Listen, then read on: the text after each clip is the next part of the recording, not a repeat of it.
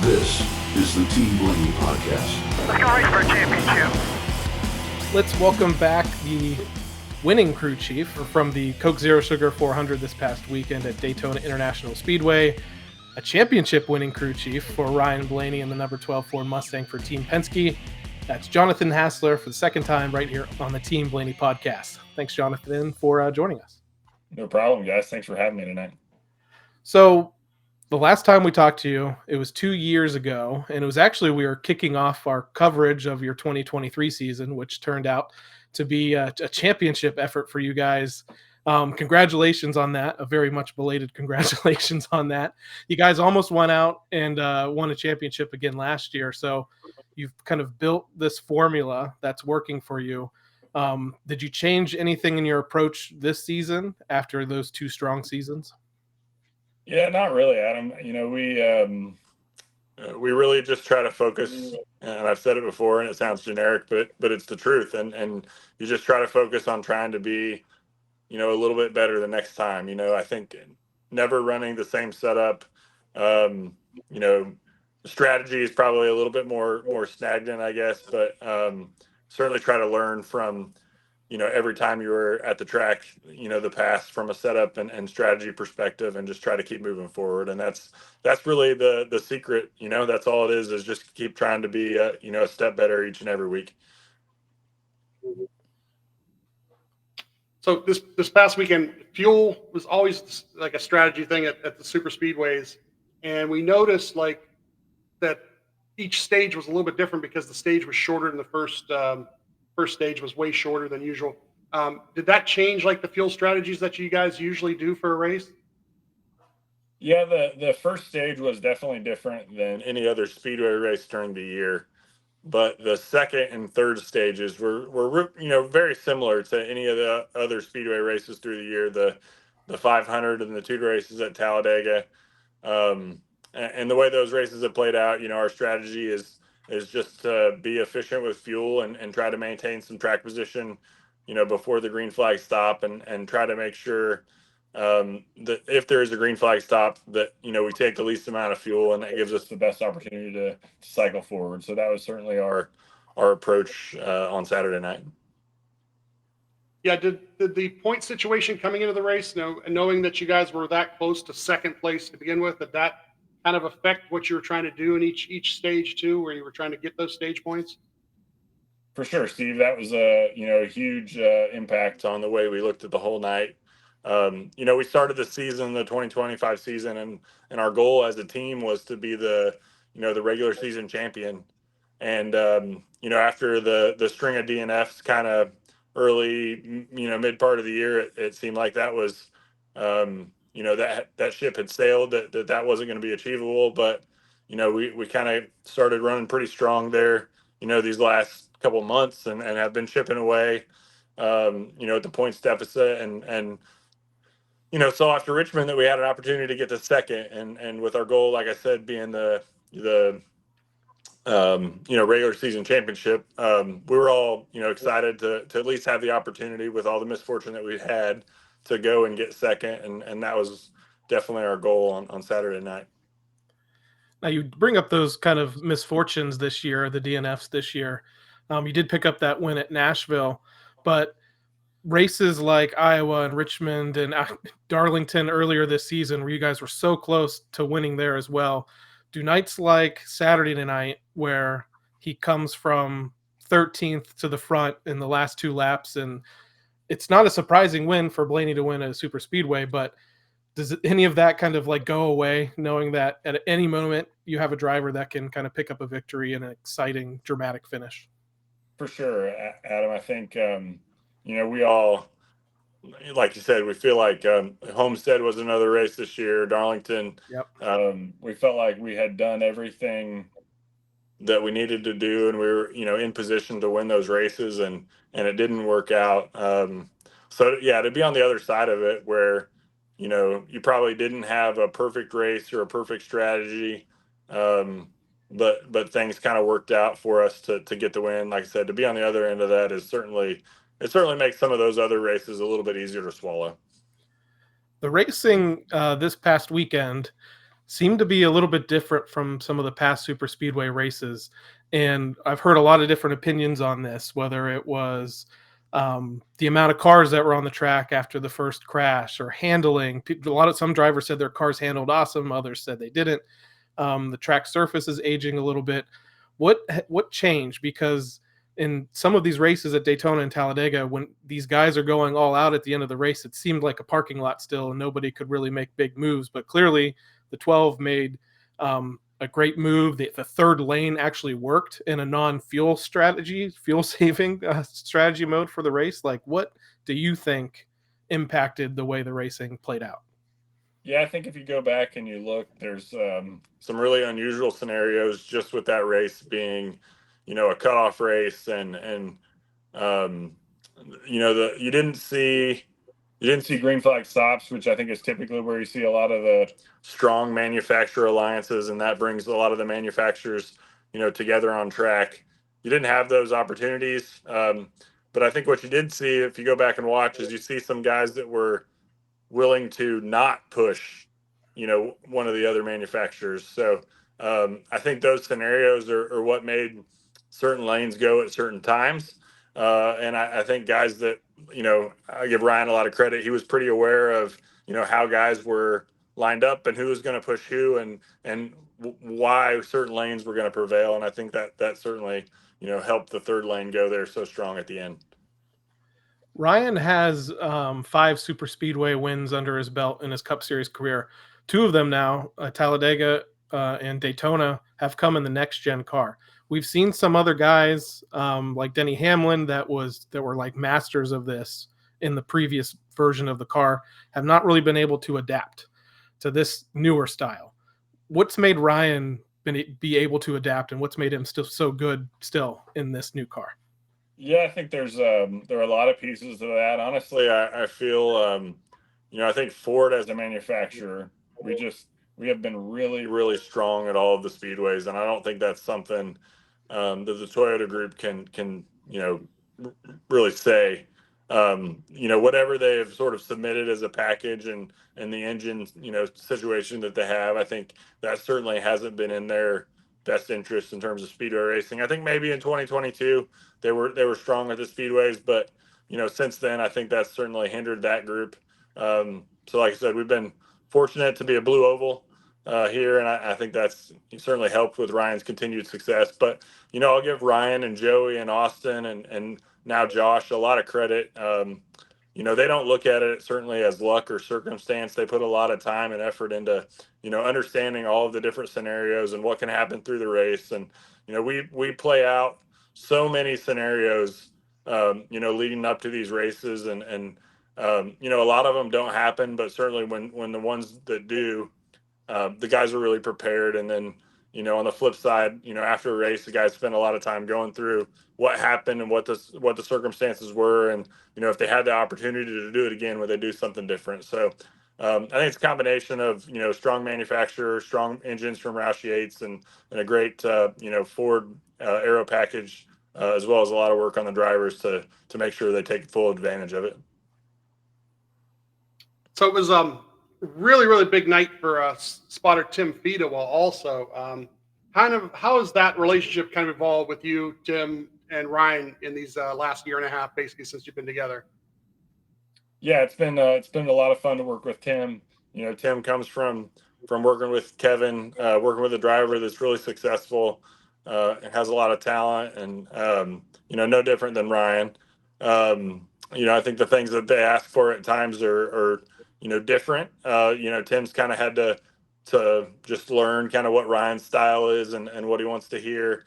But he's continued to improve and continue to, speedway racing is certainly where the spotter probably has the most, ability to impact the outcome of the race. So I give Tim a lot of credit for continuing to grow and helping us get another speedway run. So now we're on to the playoffs, and from your perspective of Team 12 and what we're going to do you look at it just as 1 week at a time kind of approach, or are you somebody who looks at each round, like these next 3 races and how we set up things for these next 3 races? Yeah, I think it's a combination for sure. just the way the schedule is in general. We start talking about a track in terms of how we're going to build the car and what our, you know, uh, real baseline approach is going to be 6 or 7 weeks out. Tomorrow I'm going to meet with the guys and we're going to just rough something in for, if we're going to go race the Charlotte Roval tomorrow, what will we do? But then, in each of the preceding weeks, we'll, make small adjustments to kind of what our plan is. And certainly as we get closer to the race, the number of changes and thoughts and different paths we could explore from that will change. But for the most part, we approach it like we do every other race through the year, kind of on a, 2 week span, I would say. We'll, like I said, 6 or 7 weeks out, we'll kind of pencil something in on paper and kind of get the shop going in the right direction to build the car. And in the last couple of weeks, we'll make those last handful of changes. And honestly, it's not until usually the Wednesday morning that we load the car that we'll decide on most of the final changes. And even, right up until the car goes on track and after practice, we can make a lot of different, smaller changes to the car. So certainly continue to evolve. I think as you look at the playoffs, you really have to gauge, I said it on another interview earlier this week, your approach is to always get better, but in the playoffs, you certainly got to question how much of a limb you're going to go out on to get better. This first race at Darlington for us, I go back and reviewed the first Darlington race, and I feel like if we'd executed on pit road, we pretty easily could have won that race. And so for us to bring a drastically different setup, even if we have, a lot of new ideas, just doesn't make sense for this stage in the game. So certainly address it on a race by race case. And as we get closer to the elimination round and, our situation varies, decide how aggressive we may or may not want to be. Jonathan, the narrative the last few years has been that, Team Penske has some speed during the regular season, but they focus everything on the playoffs, and that's when they come alive, and that's why they've won 3 straight championships. From the inside, is that a narrative that you buy into, or do you guys have a totally different approach that maybe people on the outside kind of don't understand?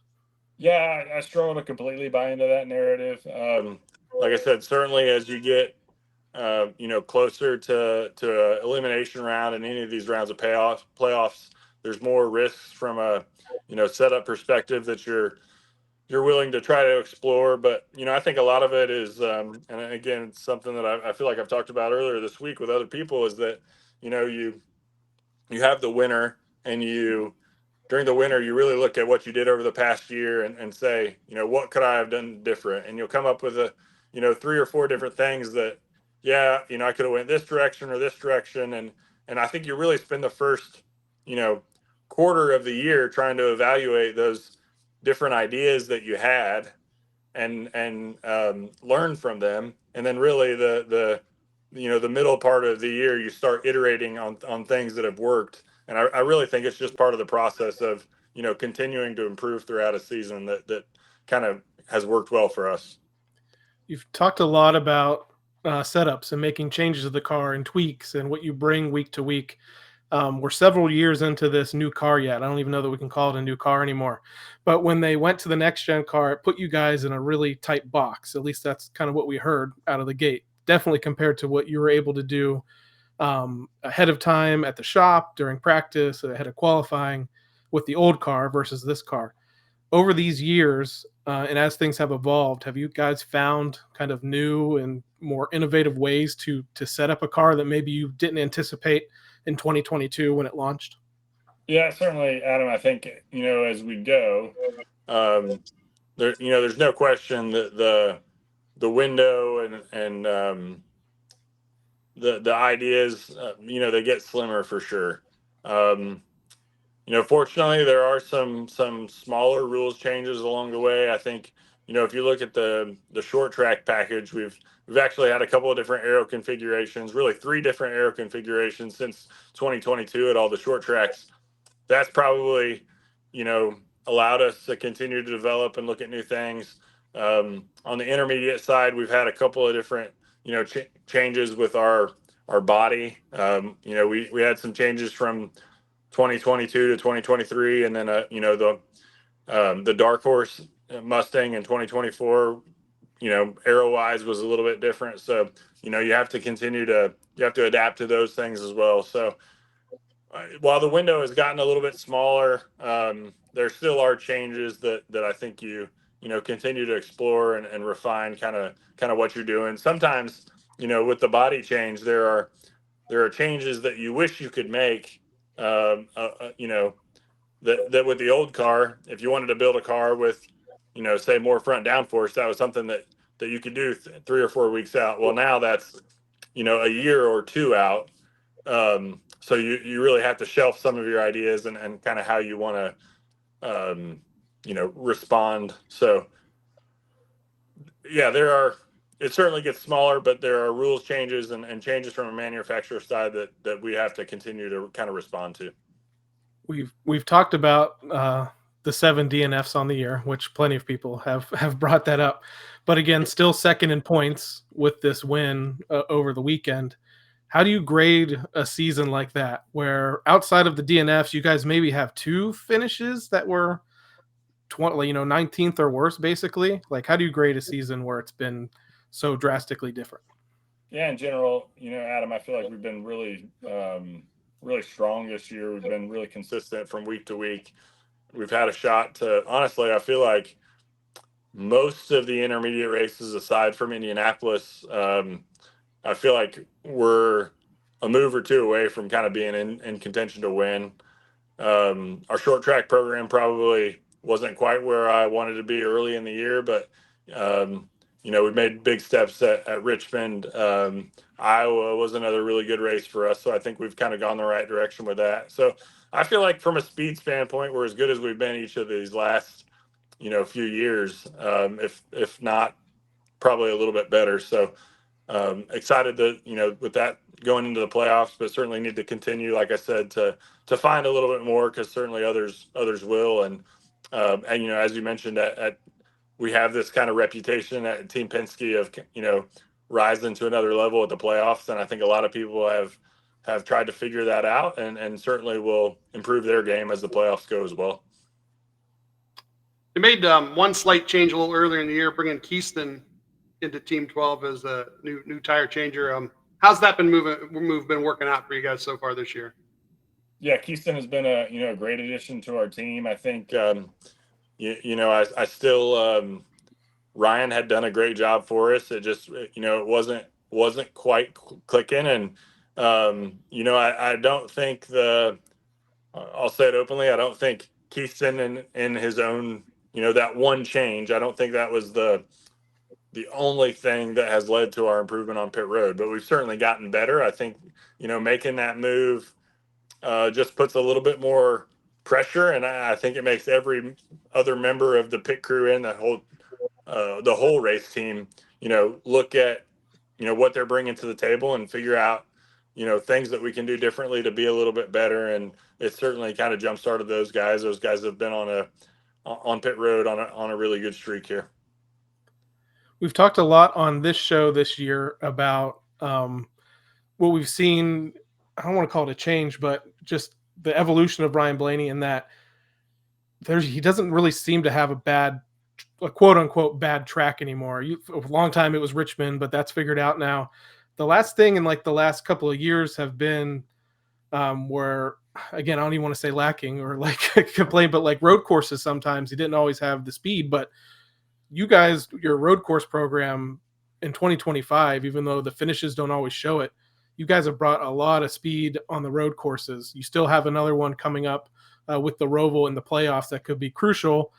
You sat on the pole at the last road course race over SVG. He did end up winning, but still, can you give us any insight on what kind of has changed there? Because it's been awesome to see, honestly. Yeah, I think, I felt like in 2022, we were pretty strong on the road courses. And then, for whatever reason, in 2023, we kind of started to lose our way a little bit.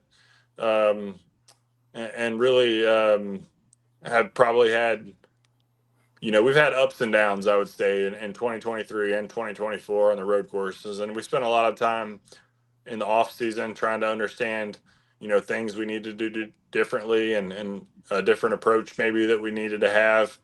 And I give Ryan a lot of credit. He's spent a lot of time kind of in the simulator trying to, make himself better and help us make the cars better. He's been, really open-minded. He's been working with Joey Handlin. For each of the road course races, we spend, I would say 2 to 4 hours with Joey, and he's super open-minded to the input that he has, and just the different way a road course driver approaches those tracks compared to somebody that runs ovals 99% of the time. So I give Ryan a lot of credit. I think on the team side, we've certainly made our cars a little bit better. So I'm super proud of the progress that we made through the year this year on the road courses. We talked to Ryan after you guys won that championship in 2023. For him, it wasn't just a check mark on the resume, and now he can kind of just focus on other things. He said it made him even hungrier than ever to win another one. I'm going to guess you and the rest of the team kind of share that same opinion. Yeah, for sure. I think I thought about it a lot this week. We won our first race as a group. We won the All-Star race in Texas, and that was good. But obviously, I think there's an asterisk out there for everybody that it's not a points race, and the format has this or that. So fast forward a year to 2023 when we were able to win. That was a huge relief for everybody. And I'm not saying this as a negative, but we win the race on Saturday in Daytona, and it's a little bit more of we've been there before, and this is just kind of what we expect. I think a lot of the guys celebrated with their families on Sunday. Fortunately, we had the opportunity, and then coming to work Monday, and some guys on Tuesday, and it just kind of business as usual. So maybe not maybe not as glamorous as you'd like, or as much camaraderie maybe as you'd like, but certainly, like I said, it's a little bit more of just kind of what we expect and what the whole group knows that we're capable of. Well, Jonathan, thank you for coming on and talking with us once again. We look forward to another interview in the future after another victory, hopefully. But good luck to you, to Ryan Blaney, all of Team 12 as you guys try to go out there and win your second championship as a group. Thank you guys a ton. I appreciate each and everything, all the things you guys do for us. Thank you. Well, thanks everybody for coming. I hope you enjoyed it.